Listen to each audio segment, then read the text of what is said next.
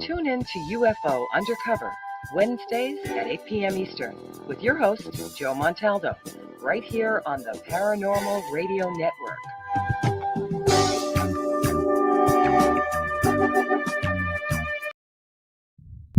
Have you ever felt you weren't alone? Something in the shadows, a light in the sky, a creature no one believes you saw?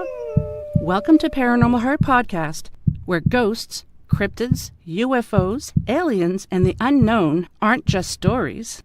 They're real encounters.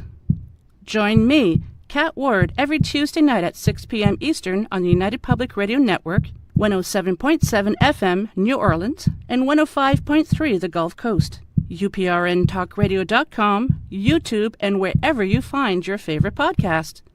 Paranormal Heart Podcast.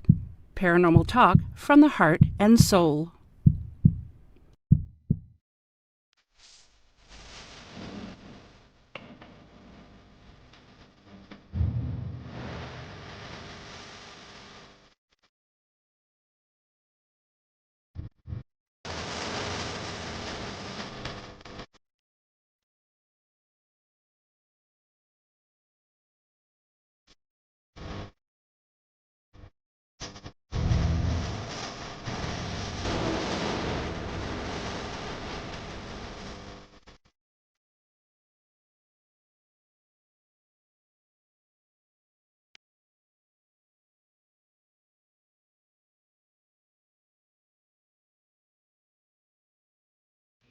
It'd be nice if I pulled myself up here, wouldn't it?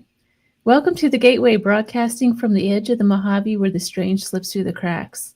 We are live on United Public Radio Network 107.7 FM New Orleans, and I'm your host, C.L. Thomas. How are you guys doing out there? I hope everyone's okay. Tonight we're joined by very special guests. I just talked to them a few minutes ago, and this is going to be exciting. I'm kind of excited to have them on. Is 3Haunted Crew podcast. I'm sure everyone's heard of them, from Colorado. And tonight we're going to do a fun fireside style ghost story chat. But before we get into that, I want to send a special thank you to Sean Kelly with Into the Night. Tonight he was on talking about the rapture, and I caught that story earlier today with the guy talking about the rapture and all this kind of, why do we do that stuff, you guys? Think about that. Why is there always a person that comes out claiming to be that it's the end of the world? Are we as a whole the crazy ones because we don't recognize the truth in that and what you're saying? Is there some kind of element of truth to what you're saying or not? It's just interesting that we see that over and over again. But anyways, Sean Kelly, if you missed him tonight, he's on again on Sundays at 5 p.m. Pacific. And I think this week, I was supposed to join him last week to do a live spirit art drawing. And unfortunately, that didn't work out for me. I ended up missing a flight and I got in pretty late, so I couldn't do it. But stay tuned. I might do it next Sunday if he has an opening on his show. So I'll talk to him about that. It's currently 94 degrees here in the Mojave.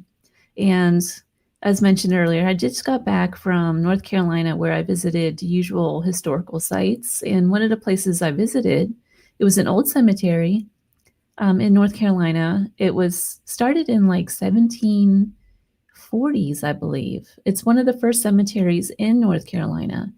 And it was created sometime in the 30s. They needed a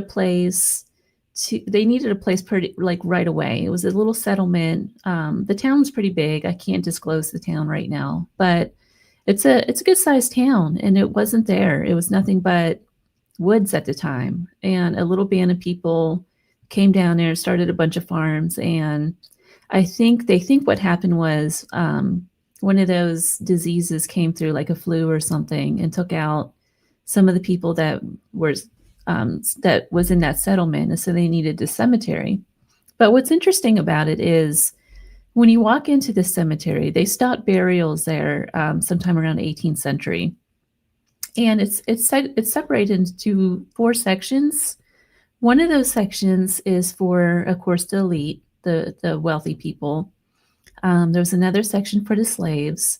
So each of those people who started the plantations, they all had a ton of slaves. There are more slaves buried in this part of the cemetery than anywhere in the city. It's really interesting. On the other side is like lower class and the unknowns, and the unknowns would have been like your artisans and people like that that came to work on things like infrastructure, buildings, stuff like that. Um, but then there was an entire section dedicated just to Revolutionary War soldiers.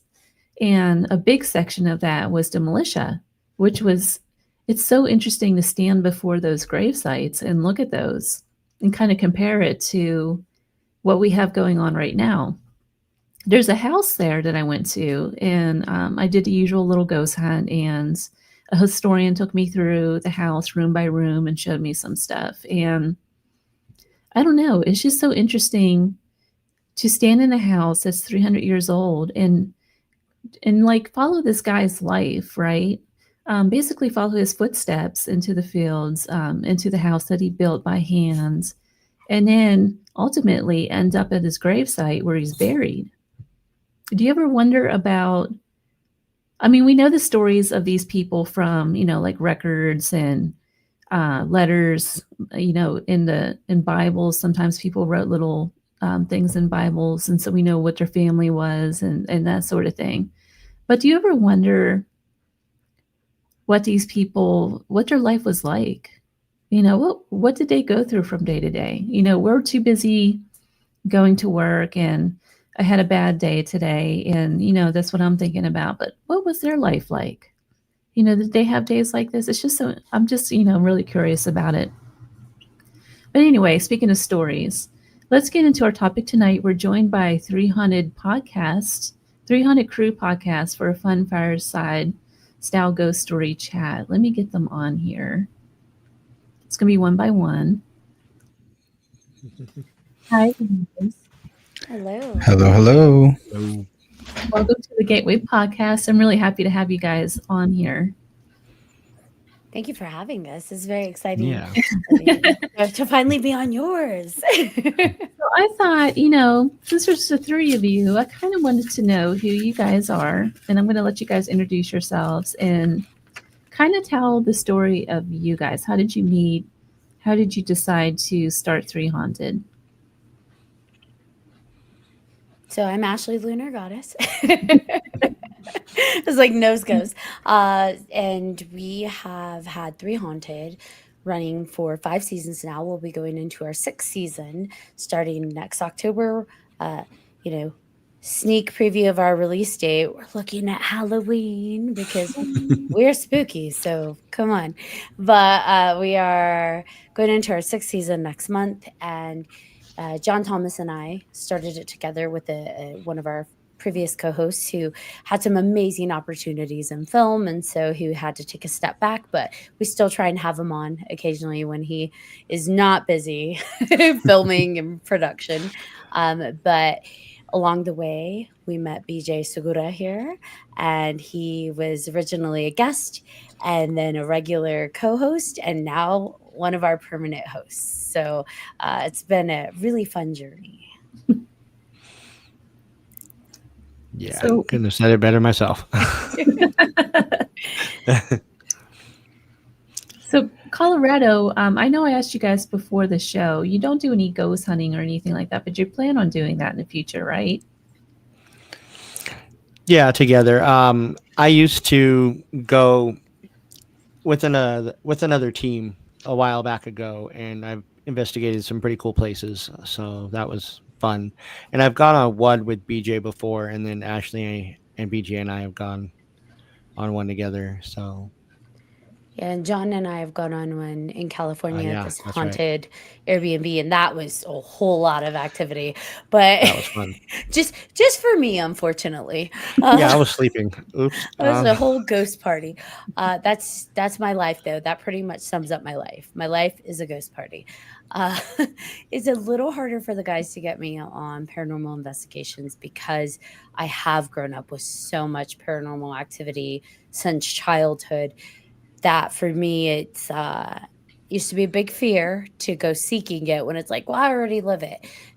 They've gotten me to come around to it more. So this year, they've started to look into places for us to go, and I'm like, okay, I'll do it. However, I will not stay the night there because ghost party.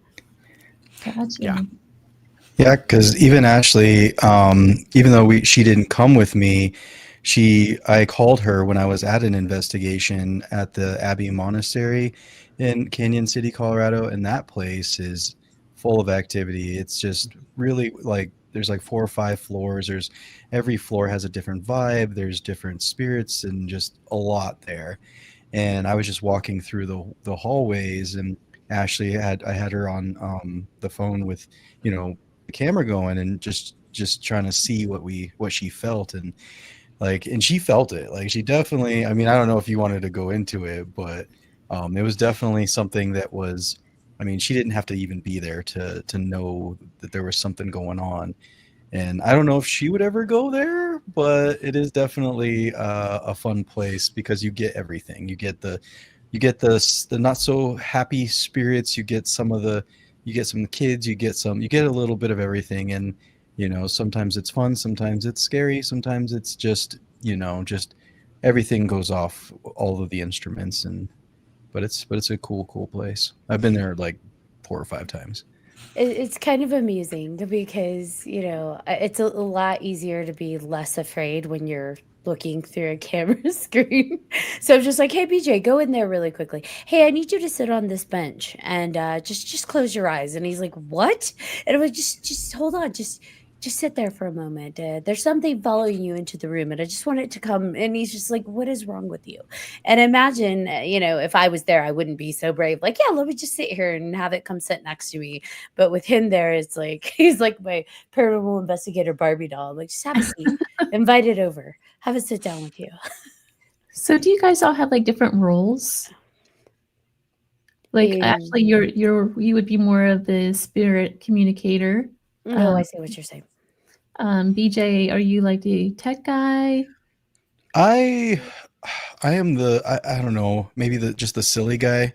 Like, I do some weird stuff sometimes when we're on investigation. Like, my big thing is music. Like, I'll bring my violin along. I'm learning. I'm not great, so I always say I play live for the dead because the living just doesn't want to hear me. So, but that's been, I mean, and I'll just play songs like on my phone, and that's actually gotten a lot of responses from different things, from different spirits through the spirit box is what I'm mostly talking about. But yeah, it's been a lot of fun. I do have critics. The spirits don't like the way I play sometimes. Really? Yeah, or dance, because most recently I went to the Abbey and I played some Frank Sinatra and I was dancing around, and I was like, and I even said, I'm like, I'm not that great of a dancer. And through the spirit box we had the Estes method going, and the girl that had the headphones on was like, clearly not. Like, You're getting roasted by ghosts. I love it. It's funny you mention this because years ago I used to live in Nashville and I had a lot of music friends. Well, I still have a lot of music friends, but one of them, he's a pretty famous bluegrass player, and he had built a studio in his house. It's a really good studio, all the top equipment and everything, because he plays for really big bands and things like that. But anyhow, he's always been into the paranormal. He doesn't say that publicly, but he's always been known. He always seen ghosts and things like that. And we used to have these long conversations and stuff about it. And he would say when he was recording at night that he would pick up spirits talking and things. mm. So I don't know. It just reminded me of those conversations I used to have with him. When you record, have you ever experienced that? We have, and he laughs Yes, because I do. I'm It the was one funny. I'm the one who doesn't like to see, hear, whatever, the ghosts. And so everybody, they want that. They thrive on, like, I want to catch an EVP. And for me, I'm just like, I don't want to. And we've had a few where because I edit our audio. And so the first time we've had it happen multiple times. The first time we had it happen, I was editing, and I edit in the middle of the night.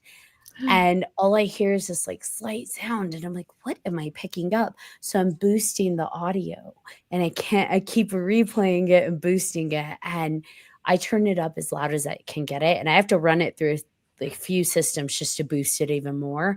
And as soon as I get it boosted high enough to hear what I'm picking up, it's it's actually a voice talking.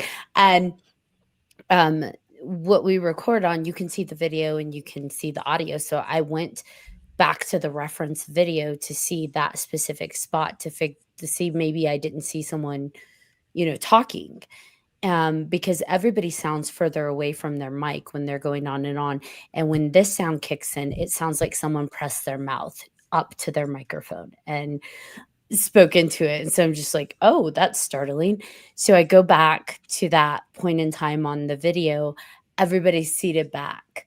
Nobody is talking directly into their mic. And yet it picked up somebody speaking. And it corresponds to, remind me, John, it was something like Dottie. Dottie's your ghost, right? It was Dot. Yeah. And then the voice, like immediately right after someone says that, because they're trying to remember the name of this ghost that used to follow one of our previous guests. And they're like, Dottie was your ghost. And you just hear, yes. And it's right into the mic. And it's like, oh. So I don't like to lead people into what I think I'm hearing. So I sent it boosted to the guys. And I'm like, hey, guys, what do you hear? And they're just like, yes. Who said yes? And I'm like, okay, it wasn't just me. And it's not a hiss. It's not like a audio feedback of a hissing. It is clearly someone saying yes, but directly into the microphone. And Wow. I was like, well, hello, Dottie. But we got a second one that was very clearly, it's an older male's voice on a different guest, different episode. We were talking about a vortex, and there's a very older male voice in the background that, again, I had to boost the audio to figure out what I was hearing, and it says it's here. And I sent it to them again, and I don't feed it. I'm like, what do you hear? And they're like, what's here? And I'm like, okay, it's not just me. But Wow. fun fact for the guests, for listeners, if you listen to our episodes, I did not pull those EVPs out. I left them in there. So So if a go back guest and hears it, listen. they hear it. You should offer like a prize or something. Yeah. Can you find the EVPs? Can you find the EVPs through all the past shows? So you guys are on season 5, but before we get into that, John, you didn't get to talk about what Oh yeah, your journey, I didn't John. forget. Just got sidetracked there for a minute. Yeah. What was the question again? Which one? What is your role with role? I don't know, actually. You're just along for the ride. I mean, I think I'm pretty sure that I'm an empath, so I kind of feel, when things are going on and all of that. So I can check and tell when good or bad spirits show up. So it's usually good, never really bad. So that's a good thing. Got it. He's a really grounding presence. I've always kind of half jokingly called him like a guardian, because if something is too overwhelming or too intense, just him kind of being present and focusing on that, it kind of pushes it away. It calms things. And so I don't know what that means in terms of gifts, but I've noticed he has this uncanny little knack for reducing intensity, which is why I think at that haunted Airbnb, things did occur, but they were less intense. And then as soon as he went to sleep, it just popped off. Yeah, and I didn't hear any of it. So that's the funny thing, is I was dead to the world. I was texting. He was in the other room, like, wake up, John. Literally across the hall in the other room. That was it. Yeah. Wow. Didn't hear anything. One of our listeners asked, how are each of you not afraid of bringing home attachments? Ooh. I'm not unafraid. Ashley's very afraid. Which I'm gonna I be think we honest. talked about this before, Ashley. You should not be afraid. I know you. I'm less afraid. I will say She, that yeah. through people, amazing individuals like CL, who help empower me into believing in keeping my vibration higher and believing in myself that things can't hurt me. That's helped a lot. But there's still a part of me that is afraid that I will bring stuff home, which is probably why I don't go to investigations. I always feel like the living are the people you have to be afraid of, not the dead. Right. Mm-hmm. I think for me, I'm a little OCD when it comes to just things, cleanliness and all that. And so I always try to cover my bases. I'll bring, some sage and all that kind of stuff. And um, one night in particular at the Abbey, we had a kind of a bad or just an angry spirit or something, and we all had felt it, and we were all like, we gotta like do something because this isn't cool.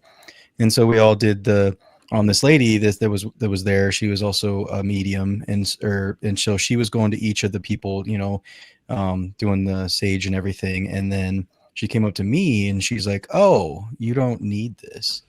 I'm like, what do you mean? She's like, "Oh, you have, your spirit guides, your guardians. They're with you. You're good."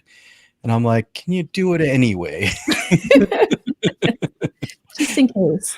Just in case. But yeah, so and we always and I've been told by, I mean, just being on the podcast, you learn all these things, right?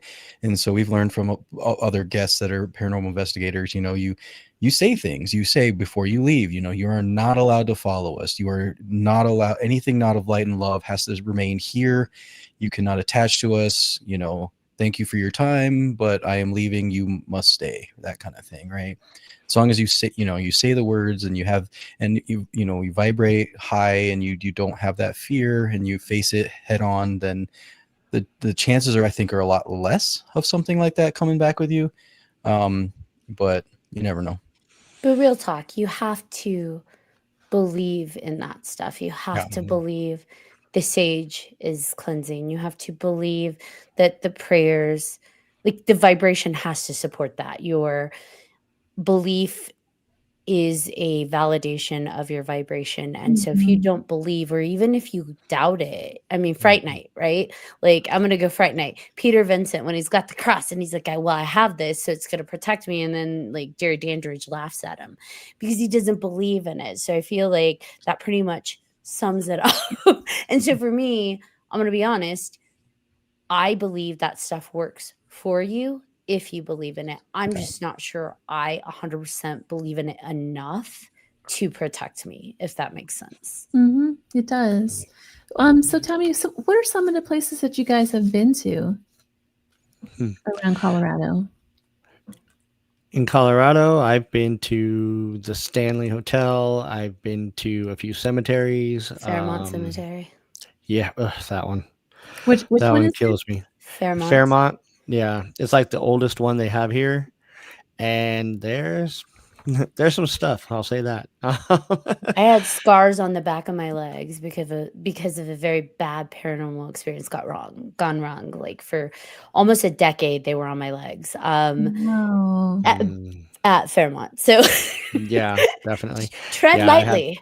Yeah, I had an experience there one time. I had a friend that wanted to go check it out at night, and I'm like, they're not going to let us in. The gate's shut when it gets dark. We're not going to be able to go in. So we're driving, and it's starting to get dark. So I'm like, all right, cool. We're not going to be able to go. And we get there, and the gates open automatically, just Oh, open and wow. let us in. And I'm like, what? No, no, no, no. That's not what's supposed to happen. So we park by this big building at the very end of the cemetery, and we start walking around, and we got lost. And it's not that hard to get lost there, even in the dark. I mean, it is pretty big, but like we got lost walking around, and we didn't know where we were. And we had heard footsteps and like howling, growling noises. And I mean, we do get coyotes and stuff around here in Denver and all of that, but it didn't sound like any of that. And it sounded like it was behind us. It started off as like one set of footsteps. And then as we acknowledged it, it seemed like it surrounded us and there were more. And they were getting closer. So we started running. Where we were running, I don't know. We were just running. It didn't really matter. We were lost. So yeah. So we were running and it kept getting closer and closer. And I turned around and there was nothing there. Nothing. And once we realized where we were and where the car was, everything stopped. Done. Then we got in the car and tried to leave and got lost again trying to get out. I was like, we're So going to be it trapped here goes. forever. So Vermont does that to you. yes, it does. Wow. Mm-hmm. Have you guys ever been to Victor, Colorado? I want to. Yes. That place is, I stopped there on a road trip a few years ago, and that place is pretty interesting. Yeah, I did a paranormal investigation at the it was Cripple Creek Jail. Mm-hmm. And that place is really cool because it has it's still like, I mean, it's a museum now, but like everything still functions properly. Like you could, if you needed to lock people up, you could, right? Like it's really good. And the mechanics of it all, the is very, very like, for the time, it was very like, I don't even know the word, just ahead of its time, I would just say. And yeah, there was a lot of activity there, because it, like, Cripple Creek was supposed to be either the capital, like either Denver was going to be the capital, or like Cripple Creek was going to be the capital, because of just the mining that was going on there. It was, a big growing, little city, and you can tell when you go there, because there's so many old buildings that, I mean, they're all the same age, right? They were all just built right around the same time, 100 years ago. And then the jail there, it's a little jail, but yeah, I had a lot of experiences there too, where spirit was just almost like messing with me. Like, I'd walk away and they'd like, come back, and then I'd come towards them like, okay, go away. Like that, through the spirit box, right? So like, whether or not you believe in that kind of thing, if it works or doesn't work, I've had most of my experiences have been through the spirit box, and it has been kind of the mess with me kind of thing, right? Or just kind of a almost playful fun with the spirits each time I've gone, and I like it. I mean, I'm not 100% sure if I believe in it, but it is something that, it's not nothing, is what I'll say. Yeah. I would recommend Hotel Colorado in Glenwood Springs. So that one, the energy there, for anybody who is empathic or picks up the vibration of energies, that one is just a lot of energy, especially, as cliche as it sounds, in the basement, which the basement isn't like a regular basement. It's just steps that go down to a lower level.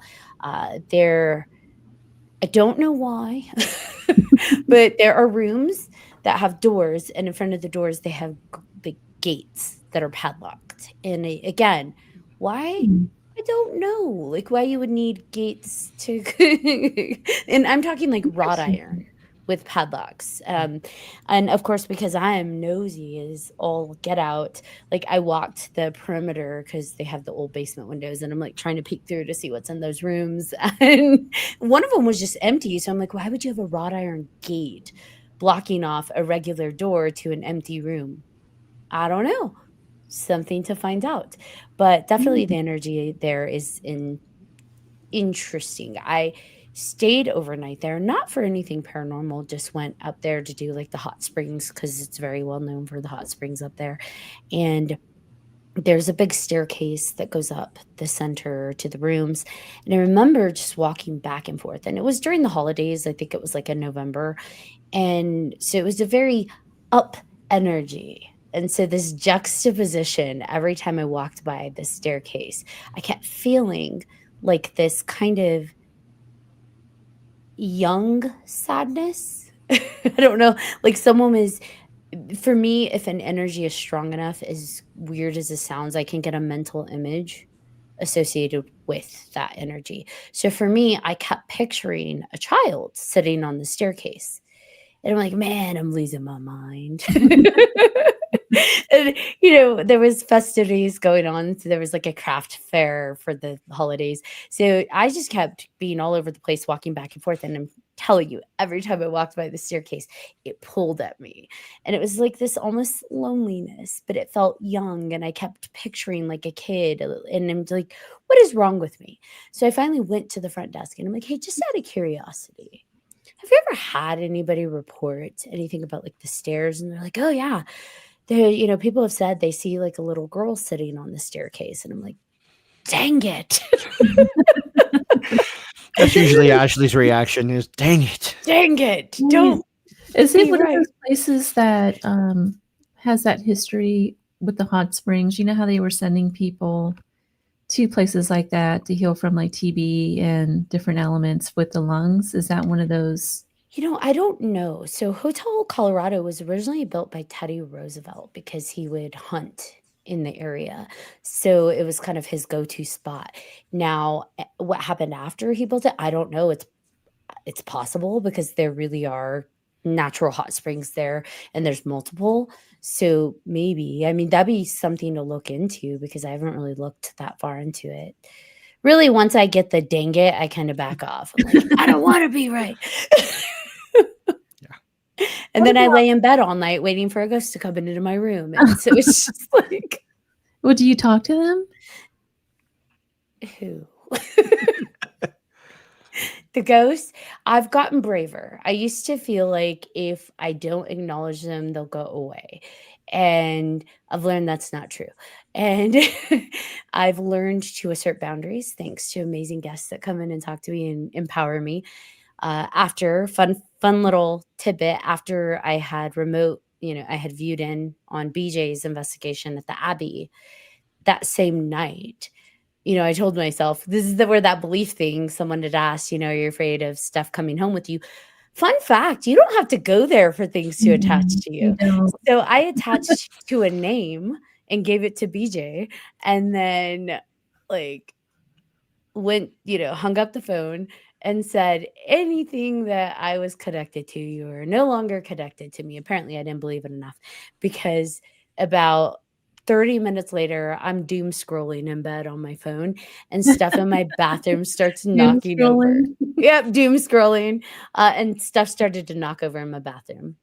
And I went in there looking for it, couldn't find what was knocking over it, get quiet, come back to my bedroom, and then I'd hear it going again. So finally I was like, hey, knock it off. And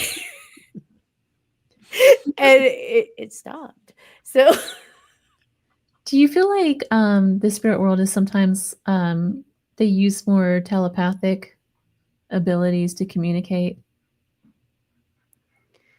Like with me? Mm-hmm.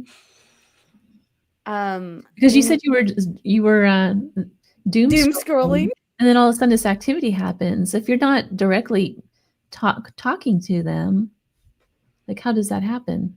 I don't know, because I think for that I did connect strongly to the whatever was kind of curiously following BJ through the Abbey enough for it to have given me a name. And so I gave him the name and then I looked up the name and I was like, oh, that was also the name of the last known, monk that lived there. Like, oh, I don't like that. Again, it's dang it.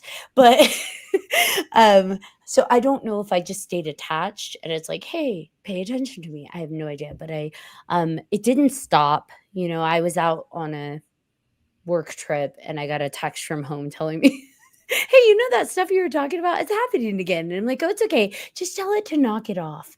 But it's since then, it has not occurred. So I don't know if that was something that was already in my house and me tapping into something and doom scrolling kind of opened me up. I have no idea. But telepathically, I guess, I don't know. I think sometimes, spirits, when we doom scroll, or where I call it doom scrolling, we're kind of mindlessly open, right? I'm going to adopt that term just so you know. Go for it. We're mindlessly open right? We're just open, blank, consuming, letting things just kind of enter.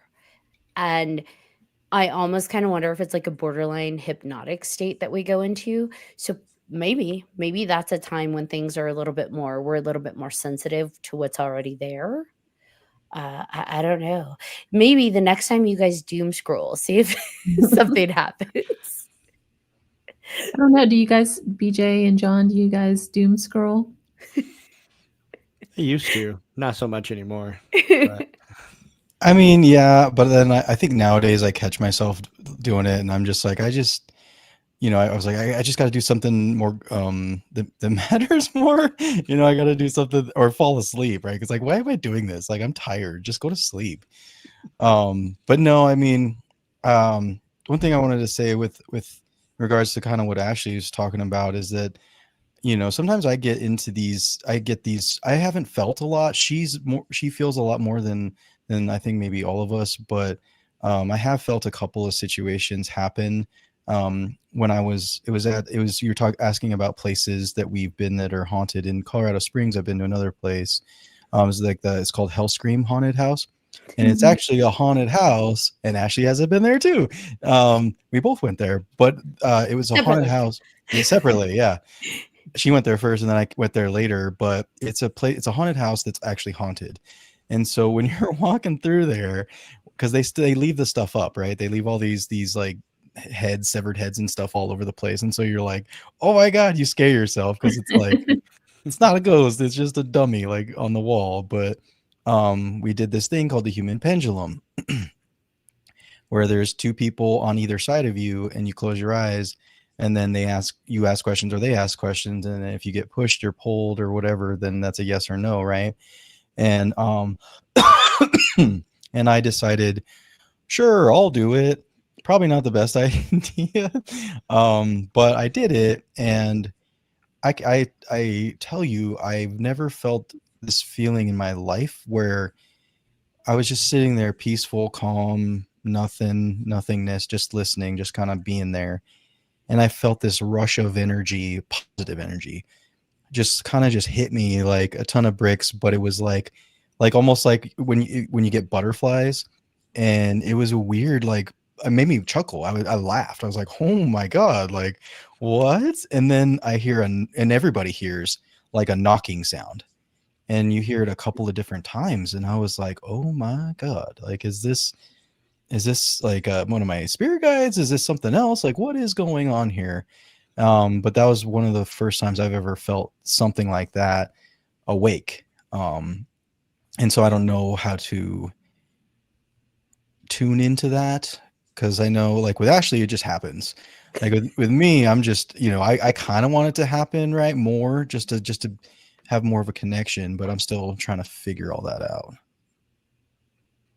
So is it safe to assume that the three of you have to some degree abilities, and that you started your show 3Haunted as a way to kind of experience that more and talk to a lot of different people who know about that and get their experiences, and kind of to, I don't know, kind of to grow that a little bit?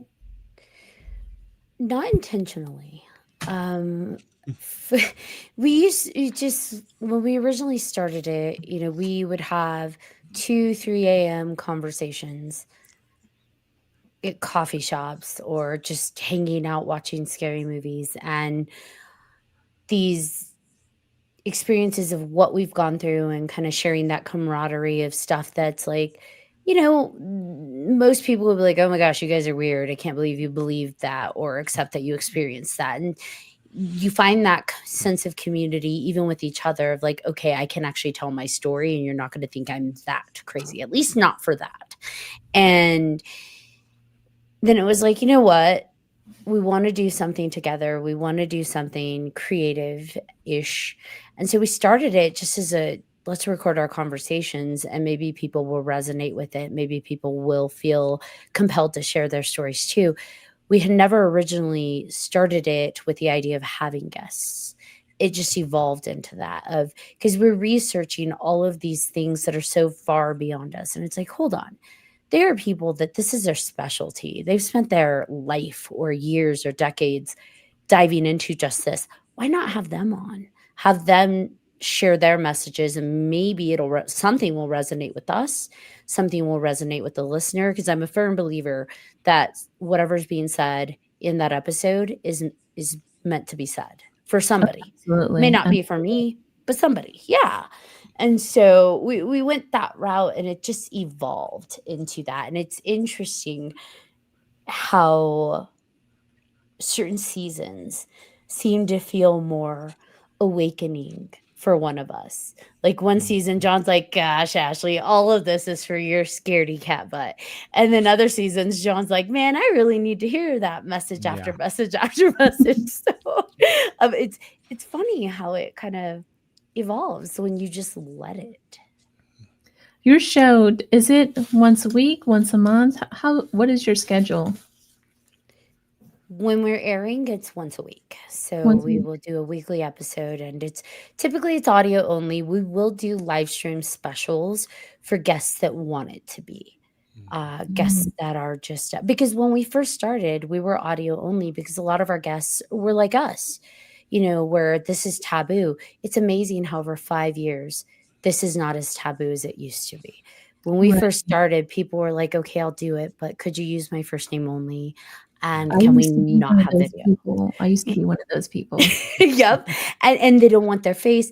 And Mhm. it's like, if this is what it takes for you to feel comfortable and safe to talk about this, sure. And so that's just was our format. As we've grown, people were like, hey, can we do a video? And it's like, sure. we'll stream it out. Why not? Yep. Yeah. Yeah. I think, like Ashley said, to have the different seasons kind of resonate with one of us at a time, or sometimes all of us, or sometimes just two, we're normalizing the paranormal in a way. It's okay to be weird. Let that weird flag go and stick with us because we like weird. It's really, it is cementing the community and growing it, because I think we can all relate. For anybody that grew up with paranormal, with metaphysical, with all of these things, we couldn't.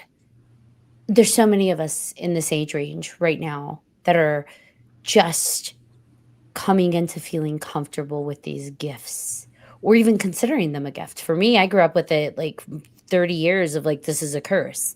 So by having these conversations and having these amazing podcasts out there to share these voices and messages, I think is helping normalize it so that people don't feel so isolated and misfit and weird. Like Yes.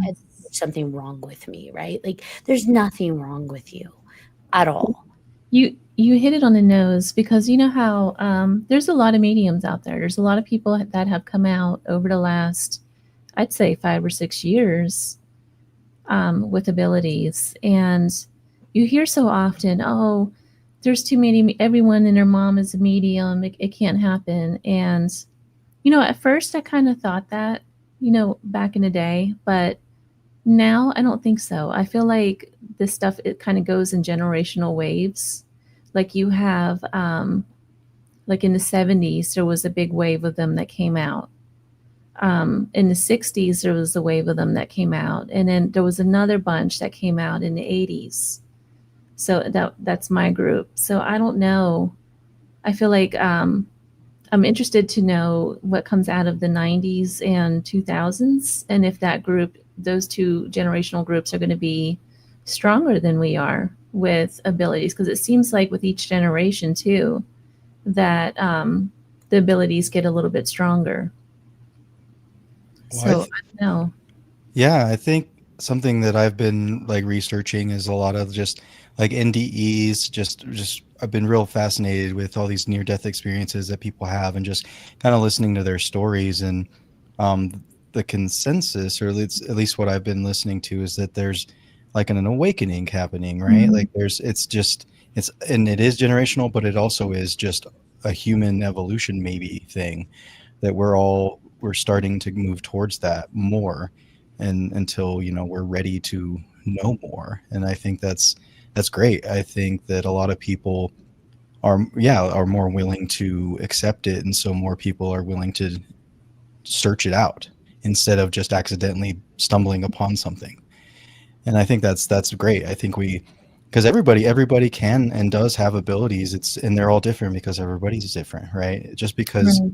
you're a clairsentient, or you're different than the other clairsentients. Like it's all different, right? So, and it's all unique, and you don't have to be afraid to talk about it. You don't have to be afraid to search it out. Just, you know, well, we give everybody that space to just to be passionate about what they're talking about, and we love it because we're so curious. I mean, we're just ask question after question, be like, wow, that's please tell me more about the dragons. I want to know more about the dragons. Dragons, wait. I think Yeah. we're all, to an extent, we all have some level of sensitivity, and we have a foundational one, no doubt. Like, I know for me, I'm always going to have a connection to sensing energies in a way that may be different from BJ or John, and how they connect to the metaphysical realm. However, I think that we have a lot of secondary and tertiary and additional things that evolve, and they ebb and flow as we need them and as Mhm. we allow them to be a part of us. So for me, I don't rely on technology when I'm interacting with the space. That doesn't mean technology is bad, but for me, I'm a very intuitive driven person. So I have to, for me to connect to the energy, I have to just go straight with my intuition. And Mhm. obviously, that's something that science isn't going to prove as it stands now. You can't prove my intuition. So that's fine. But does it even need to at this point? I don't. For me, I don't need the proof, but I know, there are those that are really, really passionate about proving that that stuff exists. And for me, I'm like, well, you're not going to prove it off my intuition. So, uh, but for me, I am very intuitive based when it comes to intuition. So, when it comes to gifts, I think that every generation, every line has access to those. I think it's getting stronger, not because the gifts are getting stronger. I think it's because of conversations like this. The parents and the lineage that are having these conversations are also raising these children. So they're starting at a younger age. When we were young, we're taught to suppress, we're taught it's bad. Oftentimes, Mhm. we're taught it's evil. And so we're undoing all of that, right? In our 30s, 40s. And yes, I'm aging, some of us. We're having to work later in life to undo that. Oh, it's bad. Oppress, repress, suppress. And we're embracing it, but it's much later, right? So it's the undoing. Whereas with our children and the younger ones, they've got access to these podcasts and these television shows and these conversations, and the parents that are normalizing it. So they're being able to stay tapped into it versus disconnect, tamper, beat it down. They can just let it flow and intuitively connect to it and intuitively let it grow organically within themselves. Mhm. And so I don't necessarily think the gifts are getting stronger. In my opinion, I think they're just being allowed to flourish earlier. Got it. So how do you think this all ends? I mean, what does this mean for society as a whole? Is it going to improve us? Is it going to destroy us? How do you tie all this in? What does it all mean? It's kind of a philosophical question. I I love it. I've been thinking about that a lot actually lately because of the state of the world right now is kind of crazy, right? So there's a lot of you know there's a lot of like people just at ends, right? There's a lot of hate going on. There's a lot of just but there's a lot of everything. I feel like we're just at a time right now where there's just so much going on, that I think that these kinds of conversations, it's going to lead to more, hopefully, a return back to community, right? Because I feel like there's a lack of community out there, um, just in general, not with the paranormal and everything, just in general. I feel like people, especially maybe in the United States, because I've noticed that when I go abroad to other countries, there's much more sense of like community and family and respect and that kind of thing. And I don't, in some places in the United States, I don't feel that as strong. And I don't know, for me, I feel like if all of these gifts and all of these things are normalized, there's with empathy and just respect, there's just more of like love and acceptance with all of it. And I think that moving more towards that is a good thing, and hopefully it'll lead us back to where we should be, because I feel like as a community of the United States, we need to get back there. And I don't know if we've been back, if we've ever gone to a place where we were all together and happy, but stuff like this I think is going to help. Anyone I think else? it's like superpowers. Honestly, not saying that metaphysical gifts are superpowers, but it could be used for good or for bad. They're neutral. As in and of itself, mediumship is a neutral gift. Empathy is a neutral gift. Seeing paranormal, like any of the clairs, are neutral gifts, right? It's what you do with them that shift them to the vibration that they exist in. So for me, could it be the end of us? Yeah, but maybe in a good way. Maybe we need to be a phoenix. Maybe what we know is how we exist now needs a bit of a rebirth, a reset, a new direction. I think that we are at an impasse where technology can be an undoing, a destructive thing, or how can we marry technology with these gifts to somehow create something different and new and maybe better, positive? I don't know.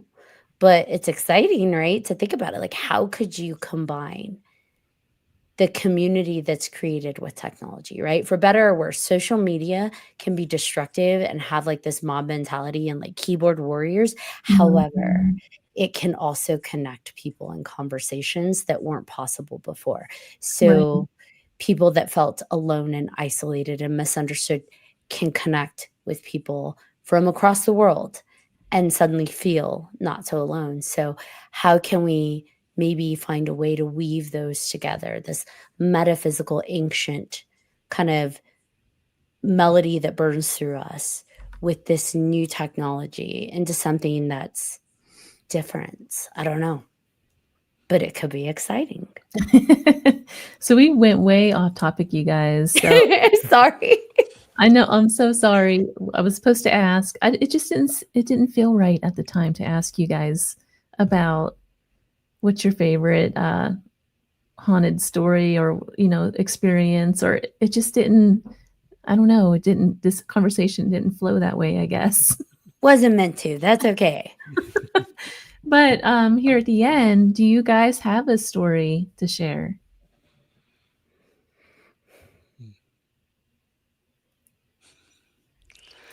I'm trying to think of one. Like, yeah, there's quite a few, right? I've heard about the cemetery and what happened there. Yeah. But well, okay, I'll jump in with the one I know that it was maybe besides the one I just said, the best experience I've had. Again, it was at the Abbey Monastery. We were in the basement. We were in what's called the chair room, and in the chair room there was, I think, 5 or 6 of us, and we were just sitting around this chair, and it was like these kids were just hanging around us. We were all just listening to music. I was playing random songs, and in the spirit box, I would you would hear clearly from the spirit box. I played like Leanne Rimes, the Leanne Rimes song, and she, one of the spirits said, "Oh, that's a great song." Like you would hear that like as the song's going on. And then after that, like I would go through my playlist and I'm like, "Oh man, I don't know what else to play." Like, and I look over to the other people that are with me. I'm like, "What do you guys want to hear?" And then from the spirit box, like right after that was like, "Play something," like right on cue. And I was like, "Okay, like let's do it." And the people that were with us felt like like they were getting touched by the different spirits, and we've had cold spots, and like it just felt, the room felt full in a way that a basement shouldn't. Like it felt full and loving, and just like we were sitting outside, and on a summer day having a picnic is what it felt like. But it was like 3 a.m. in a cold basement on concrete floor. And that's the best thing the best way I can describe it. And it was great. It was just one of the best experiences I had there. And we were getting a lot of different things from the different things that we were using. We would ask, oh, hey, can you touch this? And then the thing would go off. Right. So it was very, very active is what I'll say, and positive. So that was my experience. And yeah. Does anyone else? Most of mine have been terrifying. That you want a spooky campfire, but I'm gonna end on a positive experience. I don't know if it was a ghost or not, but I don't tend to have many positives, but I'll end on one positive. So I was super, super sick. I know that doesn't sound positive, but I was in bed.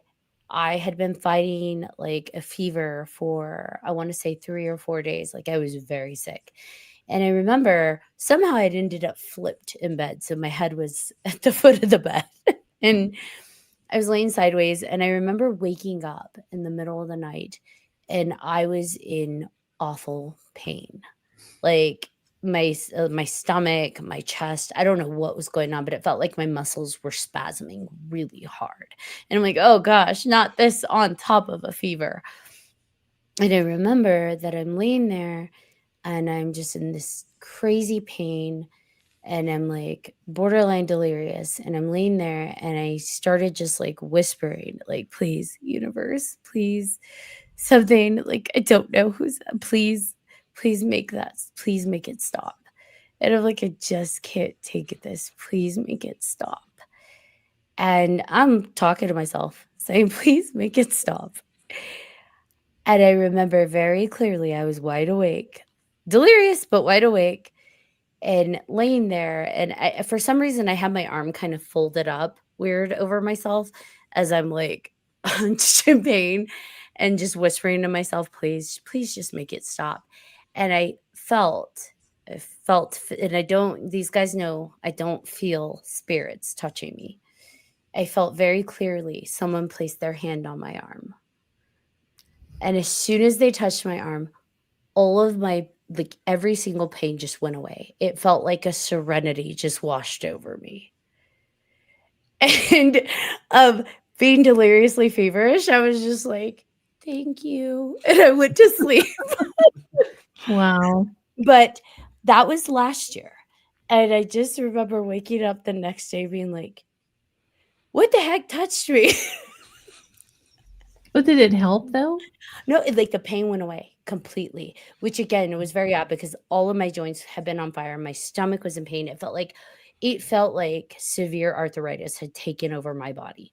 And me just whispering, please just make it stop. Please make it go away. And one might say, okay, it just went away, right? However, the fact that like it was so intense and then it because my arm was exposed, it felt like someone had placed their hand on my arm, like cupped it. And then just like a feeling washed over me completely where it was just immediate relief. It sounds like a healing energy.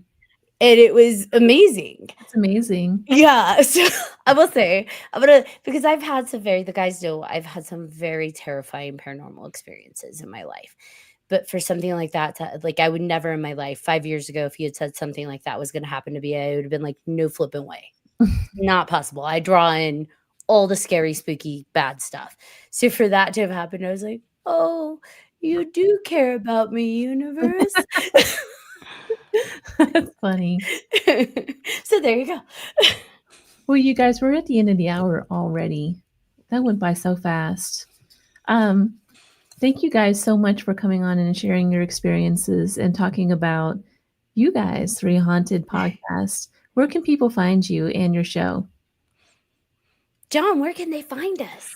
They can find us on all streaming platforms. We're on YouTube. We're on Everything. Amazon. We're on all of it. I can't even think of all of them. Apple Music, all of it. Just look up 300 Podcast, and if you go to 300podcast.com, you'll find our episodes there as well. Yep, as well as merch. Yes, lots of merch. Yep, can't forget the merch. Yeah, and the biggest thing I tell people is 3Haunted is the number 3, the word haunted, one word. Because I find people put it in separately, and that'll take you to other things. So that's a good point. Yep. So the number 3, the word haunted, all together one word. If you see a spooky ghost that looks like he's being electrified, that's us. So is that supposed to be Tesla or something back there? I meant to ask that. It's not. It's just a little fun. The ghost takes the place of A. Yeah, he's ghosty, but it's him listening to the podcast and being shocked because, oh my gosh, I can't believe what they're talking. When I first looked at that, I put 2 and 2 together, Colorado, and then the ghost, and I thought, Tesla. Now, I will say, I preface this for anybody listening or watching. This is not predominantly a family-friendly podcast, meaning we do swear, we do make inappropriate jokes where warranted. There are some podcasts that will not occur because it is a very sensitive topic. We always align to our guest. But there are some podcasts that get a little iffy, so don't listen to it at work. Well, thank you guys for taking the time to come on. I really loved having you on. Absolutely. Thanks for having us. Y'all. I always love seeing your face. You're a beautiful energy, and I just love interacting with you. Same to you. So you've been listening to the Gateway Podcast with special guests, the entire crew from 3Haunted. See their beautiful faces right here as they share their fireside haunted stories. We didn't really get to too many haunted stories, but we did get a good introduction to 3Haunted, which is really great. So right here on 107.7 FM radio. Stay tuned. We'll be back next week with another show. And you know what? I think I have a medium on. Yes, I do. It's Michael Christopher. He's a really, really good medium, and I'm going to have him on next week. So stay tuned for next time.